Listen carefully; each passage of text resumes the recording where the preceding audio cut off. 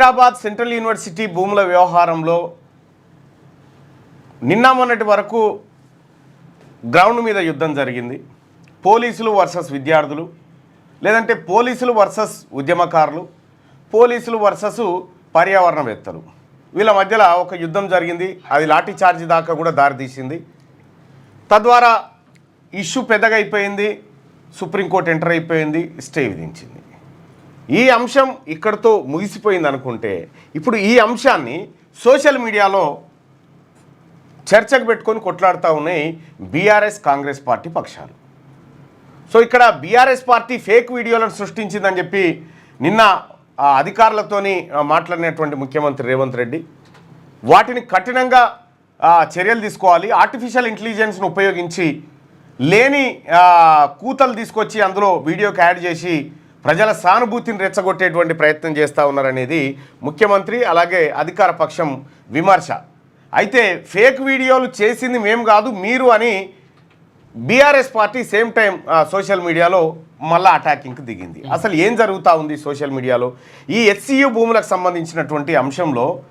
So BRS party social మీడియాలో తన పరిస్థితి, తన ఆవేదన చూస్తూ ఉంటే అసలు ఏది మన జైన్లో ఎవరో గాలిలో క్రిములు లాంటివి ఉంటే అవి ముక్కులకు పోతే అవి చచ్చిపోతాయి అని బట్టలు కట్టుకొని పోతారు చూడు, నడిస్తే కింద చీమలు చచ్చిపోతాయని, ముక్కులకు క్రిములు పోయి చచ్చిపోతాయి, దిగితే చేపలు చచ్చిపోతాయని అట్లా జాగ్రత్తగా ఉండేటువంటి వాళ్ళు ఉంటారు కదా, వాళ్ళని మించిన సాధువు లెక్క కనిపిస్తూ ఉన్నారు ఇప్పుడు ఇక్కడ ఈ వ్యవహారం చూస్తూ ఉంటే. అసలు ఒక చెట్టు ఇట్లా నరికి కింద పడతా ఉంటే ఇలా గుండెలు అవసిపోతున్నట్టుగా చేస్తూ ఉన్నారు. సో వాస్తవానికి మనం గమనించాల్సినటువంటి కొన్ని అంశాలు ఉన్నాయి. బీఆర్ఎస్ పార్టీకి నిజంగా ప్రకృతి మీద, ఆ సెంట్రల్ యూనివర్సిటీలో ఉన్నటువంటి 400 ఎకరాల ప్రకృతిని కాపాడడం మీద ప్రేమ ఉందా, లేకపోతే ఆ భూములను కాపాడుకొని భవిష్యత్తులో ఖతం చేసే కార్యక్రమంలో ఉందా? ఎస్, నిజంగా ప్రకృతి మీదనే ప్రేమ ఉంది బీఆర్ఎస్ పార్టీకి. చెట్లను నరికివేయడం కానీ, ఇట్లా పశుపక్షాదులు ఏవైతే జంతువులు ఉన్నాయో దాన్ని వాటిని ఇబ్బంది పెట్టడం కానీ ఇవన్నీ జరగకూడదు అని చెప్పి వాళ్ళకు ఏ పాపం తెలియని పుణ్యమూర్తులు లెక్క మాట్లాడుతూ ఉన్నారు. సో బీఆర్ఎస్ పార్టీకి నిజంగా ప్రకృతి మీద ప్రేమ ఉంటే తెలంగాణ రాష్ట్రంలో వీళ్ళు నరికిన చెట్లన్నీ తెలుసా?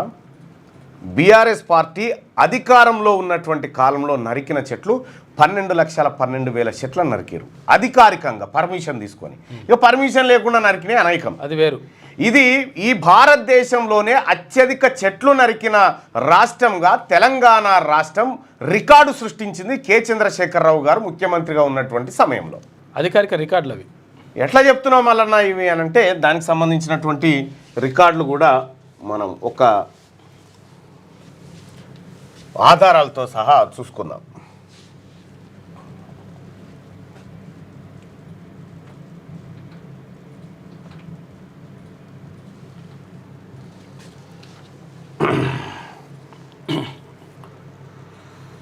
ఇది ది హిందూ దినపత్రికలో ఉన్నటువంటి కథనం.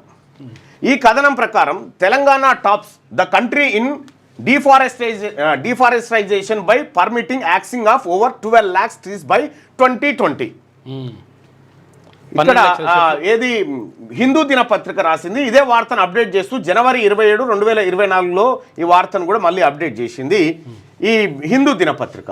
The Telangana state has permitted record deforestation by way of clearances for various government and non-government projects since the formation of the separate state. 2014 నుంచి 2020 వరకు భారతదేశంలోనే అత్యధిక పెద్ద వృక్షాలను నరికిన రాష్ట్రం తెలంగాణ రాష్ట్రం. ఆ రాష్ట్రానికి ముఖ్యమంత్రిగా కేసీఆర్ ఉండే. ఎస్, అనేకమైనటువంటి అంశాల్లో నరికిరు. నిజంగా వీళ్లకు ఫారెస్ట్రీ మీద లేకపోతే వృక్ష సంపద మీద ప్రేమ ఉండినుంటే ఈ స్థాయిలో నరికివేత ఎట్లా జరిగింది? చిప్కో ఉద్యమం లెక్క పోయి చెట్టును పట్టుకుంటుండే. చిప్కో ఉద్యమం లెక్క పోయి చెట్టును పట్టుకొని ఆ కార్యక్రమాలు చేస్తూ ఉంటే, అయితే ఓ వైపు హరితహారం అని చెప్పి చెట్లు పెడితే ఆ హారం బతికిందో లేదో దేవునికి ఎరక, కానీ ఉన్న చెట్లను మాత్రం కొన్ని 100 సంవత్సరాల నుంచి ఉన్నటువంటి చెట్లను మాత్రం దిగ్విజయంగా నరికేసారు. ఇక్కడ మనం గమనించాల్సినటువంటి అంశం ఏంటంటే బీఆర్ఎస్ పార్టీకి ఈ పర్యావరణం అనేటువంటి అంశం మీద ఏమాత్రం చిత్తశుద్ధి లేదు, వాళ్ళ ఇంటెన్షన్ ఇంకో ఎజెండా కావచ్చు అనేది దీన్ని బట్టి మనకు అర్థమవుతా ఉంది. ఒకవేళ నిజంగా అదే ఉంటే ఇగో ఇంత పెద్ద మొద్దులు పెద్ద. సో ఆ రోజు కేసీఆర్ గారి ప్రభుత్వంలో ఈ చెట్ల కటింగ్ జరుగుతూ ఉన్నప్పుడు, ఈ లక్షలాది చెట్లను పెద్ద పెద్ద భారీ వృక్షాలను నరికివేస్తున్నప్పుడు ఈ పర్యావరణవేత్తలు కానీ, ఈ బీఆర్ఎస్ పార్టీలో ఇప్పుడు సోషల్ మీడియాలో ఉన్నటువంటి వాళ్ళు కానీ వీళ్ళంతా ఎటుపోయినారు?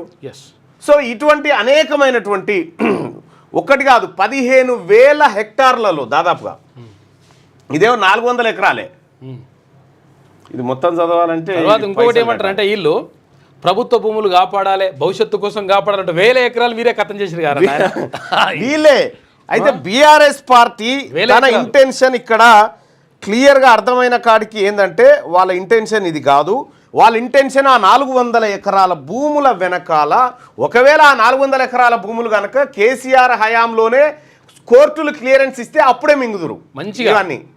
అప్పుడు పశుపక్షాదులు లేవు, జింకలు లేవు, నెమలు లేవు, అరుపులు లేవు, ఏమీ లేకపోతుండే. కోకాపేట, తెల్లాపూర్, తర్వాత ఇక్కడ బగాయత్, అక్కడే కాదు ఇదే కేసీఆర్ గారు ఇదే ఉస్మానియా యూనివర్సిటీ భూములలో పేదలకు డబుల్ బెడ్రూమ్ ఇల్లు కట్టిస్తారో ప్రకటన చేసిండు. చూసుకో.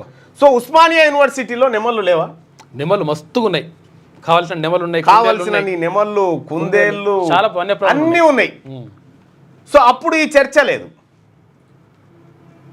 అనేకమైనటువంటి ఏది తెల్లాపూరు అటు సైడ్ చూసుకుంటే అనేకమైనటువంటి వృక్షాలను నరికివేసి వెంచర్లు కొట్టి అమ్మి గుట్టలు సాగు చేసినటువంటి బీఆర్ఎస్ పార్టీ ఇవాళ హెచ్సియు భూముల విషయంలో పర్యావరణము లంగ్స్ అని చెప్పి రాస్తా ఉన్నారు. అందులో హైదరాబాద్కు లంగ్స్ని ఖతం చేస్తూ ఉన్నారని చెప్పి కేటీ రామారావు గారు ట్వీట్లు చేస్తా ఉంటారు. ఇంకా అది చూసి నవ్వాన్నా దాని ఇంకా దీనికి మళ్ళీ ఇంకా కొంతమంది పర్యావరణవేత్తలు, సినిమా వాళ్ళు, ఏసకాలు బీసకాలు అంత దిగిరు. కాపాడాలి, కాపాడాలి. అసలు నేను అడుగుతా ఉన్నా, ఈ డిఫారెస్టైజేషన్లో ప్రథమ స్థానం సాధించిందే కేసీఆర్ గారు. ఇది పైసలు కడితే ఓపెన్ అవుతుంది కానీ లేకపోతే ఇగో మొత్తం చదవాలంటే ఇదంతా కట్టాలి. 12 లక్షల ట్రీస్ను అప్రాక్సిమేట్గా 12 లక్షల ట్రీస్ను నరికేసిండు KCR. Which was the highest in the country in just over 5 years into the state of formation. రాష్ట్రం ఏర్పడ్డ 5 ఏళ్లలో కేసీఆర్ గారు సాధించేది ఏమైనా ఉందంటే ఈ దేశంలోనే అత్యధిక చెట్లు నరికిన మహానుభావుడు కేసీఆర్ గారు. మరి పర్యావరణవేత్తలారా దీని మీద మాట్లాడరు ఎందుకు మరి? సో అక్కడ ఇదే హెచ్సియు భూములలో మై హోమ్ రామేశ్వరరావు అనేకమైనటువంటి భూములు తన చెరులోకి తీసుకొని పెద్ద పెద్ద టవర్లు కట్టిండు. గవర్నమెంట్ భూములు ఇవే హెచ్సియు భూములలో ఇదే కేసీఆర్ గారి సౌజన్యంతో జరిగింది అదంతా. అప్పుడు డిఫారెస్టేషన్ అంతా చేసిండు. అప్పుడు లేదే లొల్లి, అపర్ణకి ఇచ్చిండు. అప్పుడు ఏ లొల్లి లేదు, ఇప్పుడు శురువైంది. ఇది కృత్రిమంగా బీఆర్ఎస్ పార్టీ కొంత అలజడిని సృష్టించడానికి ప్రయత్నం చేసి ప్రభుత్వం బదనాం చేసే కార్యక్రమం అయితే చేసింది. సో దీంట్లో ఈ వాస్తవాలు తెలియకుండా కొంతమంది ఎంటర్ అయిపోయి అంతా చేసిరు అనుకో, సరే అది అటు పెడితే మరి కాంగ్రెస్ పార్టీ ఏమైనా తక్కువనా? బీఆర్ఎస్ పార్టీ ఇక ఆ వీడియో ఒకటి నైట్ పూట ఉన్నటువంటి వీడియో ఒకటి రిలీజ్ చేసిరు. నిమ్మలు అరుస్తూ ఉంటే జేసీబీల సప్పుడుతోటి అదంతా అంటే గుండెలు వలిగిపోతాయి ఆ వీడియో చూస్తే. అసలు ఆ వాయిస్కి ఈ జేసీబీల వాయిస్ని యాడ్ చేసిరు దాంట్లో.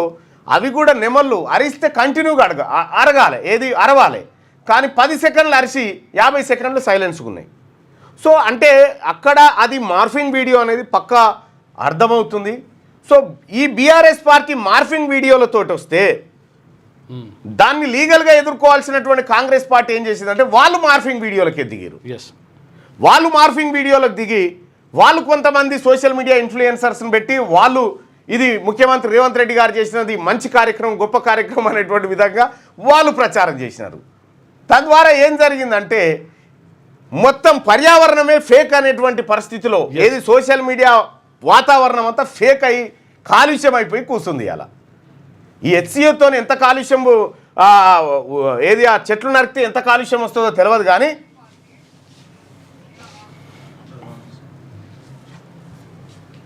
ఇగో ఇగో ఇదే ఇదే వీడియో. కొద్దిసేపు పరిచినగా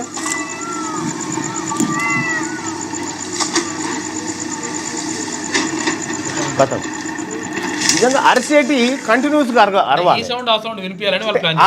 వాళ్ళు ఏదో ప్లాన్ చేసారు కానీ వేసిన వాళ్ళు సౌండ్ వేసారు కానీ మొత్తానికి వేయలే, సగానికే వేసి దీంతో సానుభూతి రాబట్టి పర్యావరణవేత్తలందరినీ బీఆర్ఎస్ సోషల్ మీడియా కదిలించగలిగింది. ఆ విషయంలో సక్సెస్ అయింది. విషయం ఏంటంటే ఇప్పుడు కాంగ్రెస్ పార్టీ అధికారంలో ఉంది కాబట్టి ఇంత క్లారిటీగా దీని మీద చర్చించుకొని ఆందోళన చేసే పరిస్థితి ఉంది. అదే బీఆర్ఎస్ పార్టీ ఉంటే అటెంకాలు అడుగు కూడా పెట్టకపోతుండే, వీడియోలు కూడా రాకపోతుండే, వీడియోలు బయటికి రాకపోతుండే. అంటే ఆ రకమైనటువంటి అరాచకం ఉండేది అప్పట్లో. సో ఇక్కడ ఒకటి బీఆర్ఎస్ పార్టీ ఇట్లాంటి వీడియోతోటి ప్రజల్లోకి వస్తే, ఇదే బీఆర్ఎస్ పార్టీ అనేకమైనటువంటి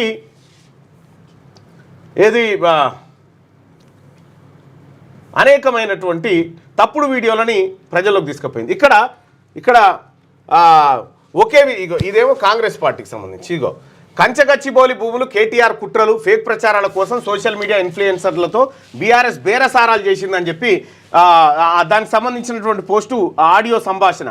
ఇన్ఫ్లుయెన్సర్ లేదు, సోషల్ మీడియాలో ఇన్ఫ్లుయెన్సర్స్ ఎవరైతే ఉంటారో వాళ్ళని బీఆర్ఎస్ పార్టీ ఎంగేజ్ చేసి మీరు ఈ భూములను నరకొద్దు, పర్యావరణాన్ని కాపాడాలనేటువంటి మాటలు వాళ్ళతో చెప్పించారు అనేది ఒక ఆడియోని బీఆర్ఎస్ పార్టీకి యాంటీగా కాంగ్రెస్ పార్టీ సోషల్ మీడియాలోకి తీసుకొచ్చింది. అయితే ఇక్కడ వాస్తవం దీన్ని ఒట్టి దిగజారుడు అనలేము అని చెప్పిగో 2017లో ఒక జింకను కుక్కలు గారి చంపితే ఆ వీడియో ఇది వేసి బీఆర్ఎస్ పార్టీ ఇది కాంగ్రెస్ పాపమే కదా హెచ్సిలో చనిపోయిన జింక అని పెట్టింది. ఇది బీఆర్ఎస్ పార్టీ అఫీషియల్ ట్విట్టర్లో పెట్టింది. వాస్తవానికి ఈ జింక చచ్చిపోయింది 2017లో. అప్పుడు వార్తా కథనాలు ఇవన్నీ వచ్చినాయి. ఇక ఇదేమో కాంగ్రెస్ చేసిన ఫేకు. వాస్తవానికి ఈ జింక చనిపోయింది, చనిపోయిన జింక వాస్తవము. ఈ వాస్తవాన్ని కాంగ్రెస్ పార్టీ ఏం చేసిందంటే ఫేక్ న్యూస్గా క్రియేట్ చేసింది. వీళ్ళిద్దరు చేసిరు, ఒక్కరని కాదు, వీరిద్దరు చేసిరు. ఇది పింకీల ఫేక్ వీడియో అని వీళ్ళు, ఇది రేవంత్ రెడ్డి ఫేక్ వీడియోలు అని వీళ్ళు, రకరకాలుగా. ఇక ఇవన్నిట్లలో ఇక బీఆర్ఎస్ పార్టీకి సంబంధించి ఇక దామగుండం కాడ ఇక తమ్ముడే స్థానికుడిగా ఉండి పోరాటం చేసినట్టు, ఇదే తమ్ముడు మళ్ళా మూసీ నది కాడ బాధితుడు, ఇదే తమ్ముడు హెచ్సిలో విద్యార్థి. అంటే ఇట్లా కొంతమందిని బీఆర్ఎస్ పార్టీ ఎంగేజ్ చేసింది. వాస్తవం ఇది. బీఆర్ఎస్ పార్టీ కొంతమందిని ఎంగేజ్ చేసి వాళ్లకు వనరులన్నీ వీళ్ళే సమకూరుస్తారు. ఇప్పుడు మొన్న ఒక కేసులో అరెస్ట్ అయినటువంటి యూట్యూబర్ని పోలీసులు విచారించినటువంటి సందర్భంలో ఏ ఛానళ్లకు బీఆర్ఎస్ పార్టీ డబ్బులు పంపిస్తూ ఉంది, ఎవరెవరు ఉన్నారు అనేటువంటి అన్ని అంశాలు తీసుకొచ్చింది. ఇటీవల ఆ విచారణలో దాదాపుగా అన్ని వెల్లడైనట్టుగా తెలుస్తూ ఉంది. దాంట్లో బీఆర్ఎస్ పార్టీ కొంతం దిలీపు అలాగే అనురాగు వీళ్ళందరూ కూడా ఎవరెవరికి అంటే ఇప్పుడు మీరు యూట్యూబ్లలో చూస్తూ ఉన్నారు కదా, ఇటీవల కాలంలో కాంగ్రెస్ పార్టీ విధానాలను వ్యతిరేకించి కాంగ్రెస్ పార్టీకి వ్యతిరేకంగా లేకపోతే ఆ ప్రభుత్వానికి వ్యతిరేకంగా లేకపోతే బీఆర్ఎస్ పార్టీకి అనుకూలంగా మాట్లాడేటువంటి సోషల్ మీడియా వీళ్ళందరికీ డబ్బులే, వీళ్ళందరూ పేడే, నెల నెలకు డబ్బులు పోతాయి వీళ్ళకు యూట్యూబ్ నుంచి రావాలి. పైకి మాత్రం పతిత్తు లెక్క మాట్లాడుతూ ఉంటారు అన్నట్టు, గంతే. అవి ఏముండయి. ఈటీ మిర్రర్ టీవీ అని, ఆ సిగ్నల్ అని, ఇంకోటి అని అన్ని ఫేకే. మీదికి డైలాగులు మాత్రం పెద్ద పెద్ద డైలాగులు కొడతారు. అంతా ఉత్తదే ఫేక్ గాలు వీళ్ళు. ఇదేది పోలీస్ విచారణలో పోలీసులు వివిధ రకాల ఆధారాలు సేకరించినటువంటి నేపథ్యంలో ఇవన్నీ బయటకు వస్తూ ఉన్నాయి. అయితే ఇక్కడ సోషల్ మీడియాలో ప్రధానంగా వార్ ఏదైతే బీఆర్ఎస్ వర్సెస్ కాంగ్రెస్ మధ్య జరుగుతూ ఉందో ఇందులో బీఆర్ఎస్ పై చేయి సాధిస్తూ ఉంది. ఎందుకంటే బీఆర్ఎస్ పార్టీ దాదాపు కోట్ల రూపాయలను ఈ సోషల్ మీడియా కోసం ఖర్చు పెడతా ఉంది ప్రతి నెల. దాదాపు ఒక 20-25 యూట్యూబ్ ఛానళ్లను కొనేసింది, 20-25 యూట్యూబ్ ఛానళ్లను కొనేసింది. ఏది ఎక్స్లో, ఏది ట్విట్టర్లో ఎక్స్లో అకౌంట్లను క్రియేట్ చేయించింది. ఆ తర్వాత ఇందులో ఇన్స్టాలో అకౌంట్లు క్రియేట్ చేయించింది. ఈ స్థాయిలో వాళ్ళది ఒక బలమైనటువంటి నెట్వర్క్గా దాన్ని తయారు చేసి వాళ్ళు ఈ తెలంగాణ రాష్ట్రంలో దేనిపైన చర్చ జరగాలంటే దాని మీదకి అటాకింగ్ దిగుతారు అన్నమాట. వాళ్ళందరూ ఒకేసారి దిగుతారు. వాళ్ళందరూ స్క్రిప్ట్ ఒకే వేదిక నుంచి పోతుంది. వాళ్ళు ఎవరెవరు ఏం మాట్లాడాలి వాళ్ళే ఉంటారు. ఇప్పుడు ఈ పిల్లగాడు ఉండగా ఈ వీడియోలో చూసినప్పుడు అరే పాపం దామగుండం అంటుండు, పాపం పిల్లగాడు అనుకుంటాం.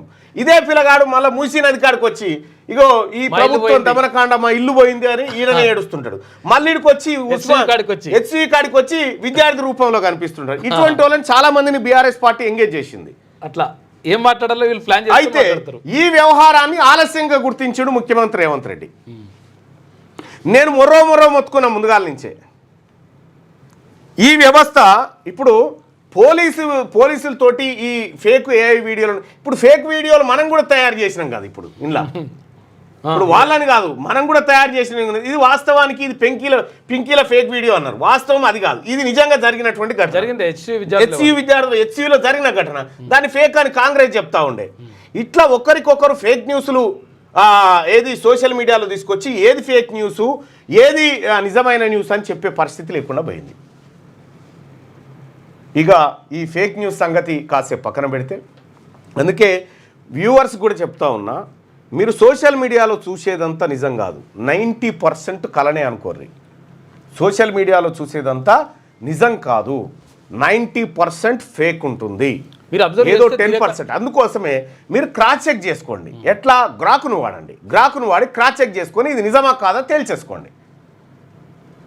ఇదొక అంశం. అయితే ఇక సరే, బీఆర్ఎస్ పార్టీ సోషల్ మీడియాలో కొంత ఇన్ఫ్లుయెన్స్గా ఉంది.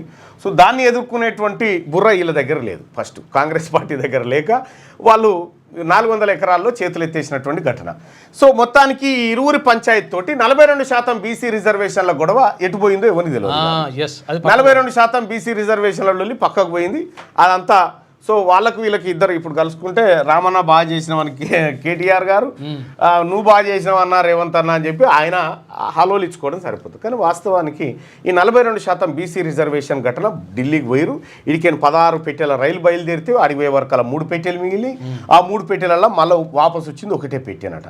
ఇక మరి వీళ్ళంతా ఎటుపోయిరు, ఈఉద్యమకారులు ఎటుపోయిరు, ఈ నినాదాలు గర్జనలు ఎటుపోయినాయి, రాహుల్ గాంధీ గారు ఈ ధర్నా కార్యక్రమానికి ఎందుకు రాలేదు, ఈ 42% రిజర్వేషన్ ఉందా పోయిందా అదొకటి వైపు. రెండో వైపు గ్రూప్ 1 రిజల్ట్లో జరిగినటువంటి అవకతవకలు అనుమానాలను ఈ దెబ్బతోటి ఈ యుద్ధంతో సోషల్ మీడియా యుద్ధంతో పక్కకు జరిపించేసారు మంచిగా. ఈ రెండు ఇటు పోయినాయి. ఇక బీసీ ఉద్యమాన్ని నిజాయితీగా చేసి నిరాహార దీక్ష చేస్తున్నటువంటి బత్తల సిద్ధేశ్వర్ వాళ్ళంతా కూర్చొని ఆ తెలంగాణ భవన్ కాడ కూడు లేకుండా కూర్చొని మా 42 కావాలి మాకని వాళ్ళు కూర్చున్నారు ఆడ. ఇలా మళ్ళీ వాళ్ళని లేపుకరావాలి.